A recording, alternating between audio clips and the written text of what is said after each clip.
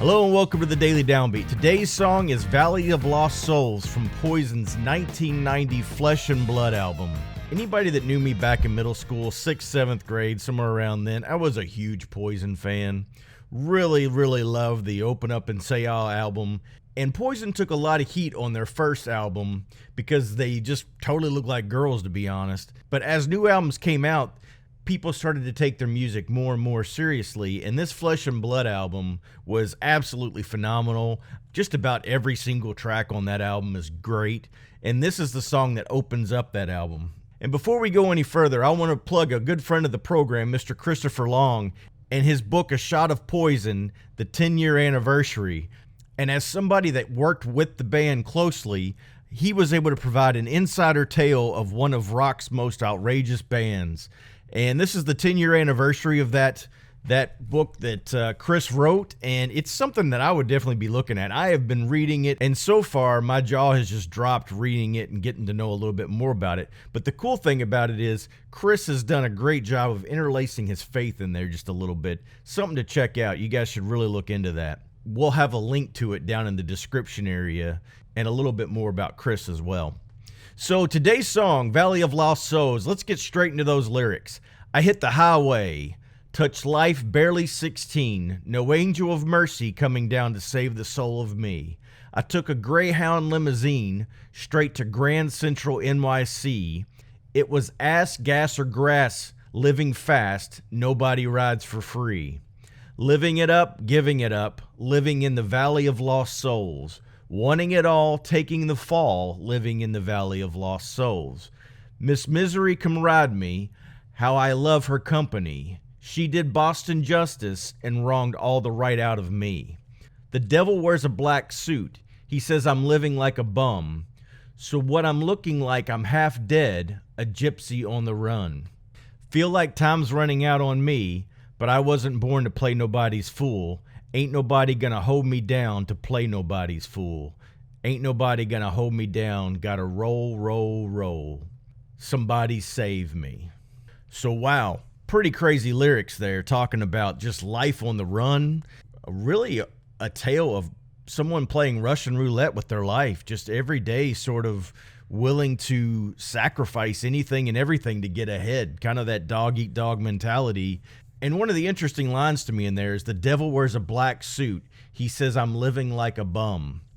How many times are we kind of sold that narrative or that lie that the way we're living isn't enough? We should be living this extravagant life that nobody really necessarily needs to enjoy what life's all about. It's interesting to me how they're talking about in the song living fast and living in a community of people that are just lost, living in the Valley of Lost Souls. And at the very end of the song, you've got Somebody Save Me.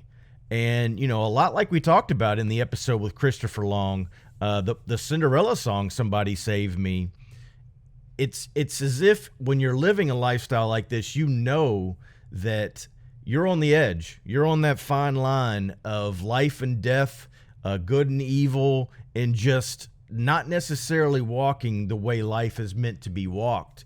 And you're screaming out for that somebody save me. You're finding out that the money, the career, the girls, the material possessions aren't quite enough, but yet you're stuck in that rut. You're stuck in that lifestyle. And so that's really kind of what we're looking at today. And so we're going to look at this from Luke 19, where Jesus meets Zacchaeus, who was a tax collector. And in many ways, a tax collector back in that day would have been looking at life the same way.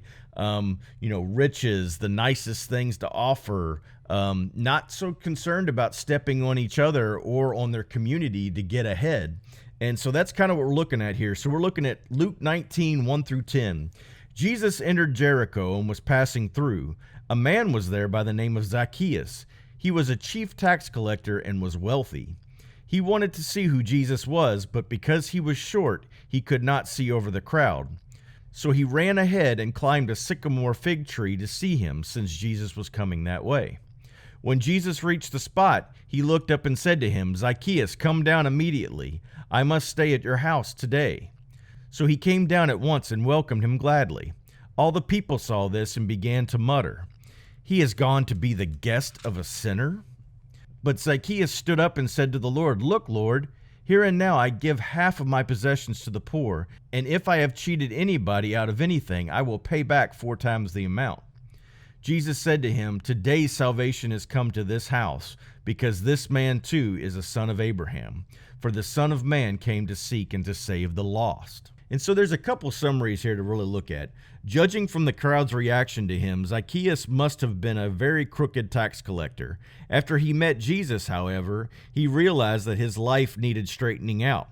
By giving to the poor and making restitution with generous interest to those he had cheated, Zacchaeus demonstrated inward change by outward action. Following Jesus in your head or heart alone is not enough. You must show your faith by changed behavior. Has your faith resulted in action? What changes do you need to make? When Jesus said Zacchaeus was a son of Abraham and yet was lost, he must have shocked his hearers in at least 2 ways. They would not have liked to acknowledge that this unpopular tax collector was a fellow son of Abraham, and they would not have wished to admit that sons of Abraham could be lost. But a person is not saved by a good heritage or condemned by a bad one. Faith is more important than genealogy.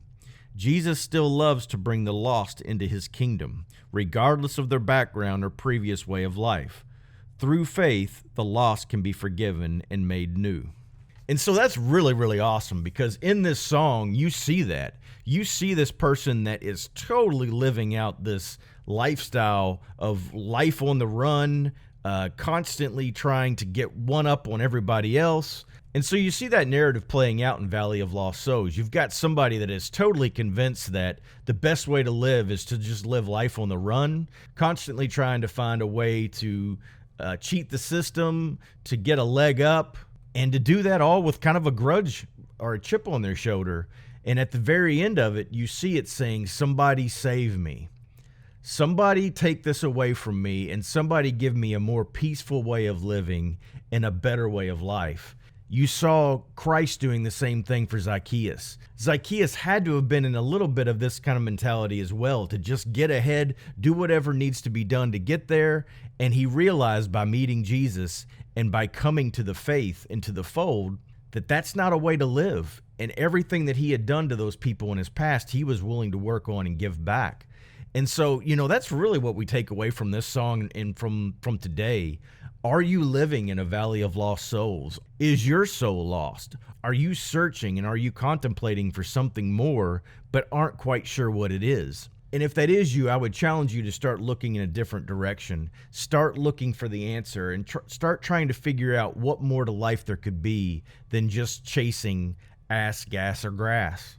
And instead, look to the gospel and look to Christ to redirect what it is that's driving you. Because I'm telling you right now, the things of this world are meaningless. And each time we think we figured out the answer, there's unfulfillment at the end of it. But after we found what the meaning of life is and how to live that out, each day can be fed if we look in the right direction and keep our eyes focused on Him. And so that's it today. Today's hump day. We're getting over that middle of the week mentality and heading to the weekend, and that's a beautiful thing. And before we end today, just remember, love God, love people, and love Pat. We will catch you tomorrow.